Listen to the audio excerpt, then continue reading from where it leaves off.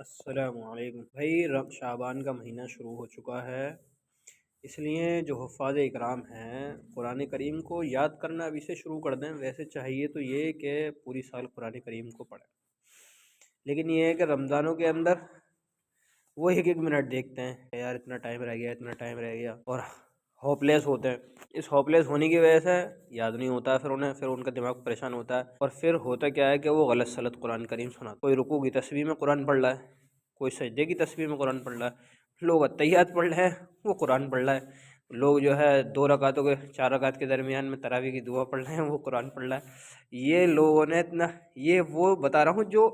اپنی آپ بیتی لوگ سناتے ہیں مجھے، اور میں نے دیکھا ہے کیونکہ میرے ساتھی بھی بہت سارے ایسی حرکتیں کرتے ہیں۔ تو اس لیے جو بھائی ابھی ٹائم ہے، آرام سے پڑھیں گے آپ مان لیں ابھی شعبان کے مہینے میں 2-3 دور نکال بھی لیں گے تو آپ کو کتنا بڑا فائدہ ہو جائے گا۔ ایک بات تو جو ہے یہ، دوسری یہ کہ کچھ لڑکے ایسے ہوتے ہیں جن کو قرآن شریف اللہ کی نعمت کی طرف سے ان کے دل میں اترا ہوا ہوتا ہے، وہ پورے دن کھیل رہے ہیں، میچ کھیل رہے ہیں، موج لے رہے ہیں۔ اب دوسرے وفاد اکرام ان کی بڑی تعریف کرتے ہیں، یہ بہت غلط طریقہ ہے، قرآن کی بے حرمتی ہے۔ کیوں؟ ایک بندہ جو اس کو نعمت ملی تھی اس کے ساتھ میں بے حرمتی کا معاملہ کر رہا ہے، اور آپ اس کی تعریف کر رہے ہو، یہ کتنی بڑی بے وقوفی کی بات ہے آپ کی، کہ رمضان جیسے مہینے کے اندر کہ آپ صرف قرآن اس لیے جو ہے یاد کر رہے ہو تاکہ لوگوں کے سامنے آپ کی واہ واہ ہو جائے یا آپ کی لوگ تعریف کر سکیں، وہ کتنا پکا قرآن شریف یاد ہے، بہت غلط بات۔ اور تیسری بات یہ ہے کہ لوگ جب تراویح میں قرآن سناتے ہیں تو کہتے ہیں یار کیا گاجر مولی کاٹ رہا ہے، نعوذ باللہ، اچھی بات نہیں ہے۔ ایک کتاب لکھی ہے دارالعلوم دیوبند کے ایک استاد ہیں، انہوں نے لکھی ہے، تو انہوں نے اس میں لکھا ہے کہ یہ لفظ جو لوگ استعمال کرتے ہیں کہ گاجر مولی کاٹ رہا ہے، سبزی کاٹ رہا ہے اور دھنیا کاٹ رہا ہے، یہ سب الفاظ کاٹ رہے ہیں،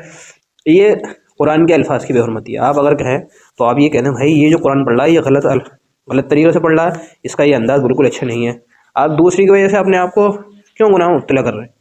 تو اس لیے ابھی پڑھیں آپ رمضانوں میں، اگر ابھی آپ نے شعبان میں 2-3 مرتبہ پڑھ لیا، رمضان میں 2-3 مرتبہ پڑھ لیں گے تو یہ آرام سے سنا دیں گے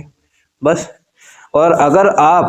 یہ سوچ کر قرآن شریف یاد کر رہے ہیں کہ مقتدی مجھ سے خوش ہو جائیں یا پھر میں مقتدیوں کے ڈر اور خوف سے قرآن یاد کر رہا ہوں، تو آپ بہت بڑی غلط فہمی میں ہیں۔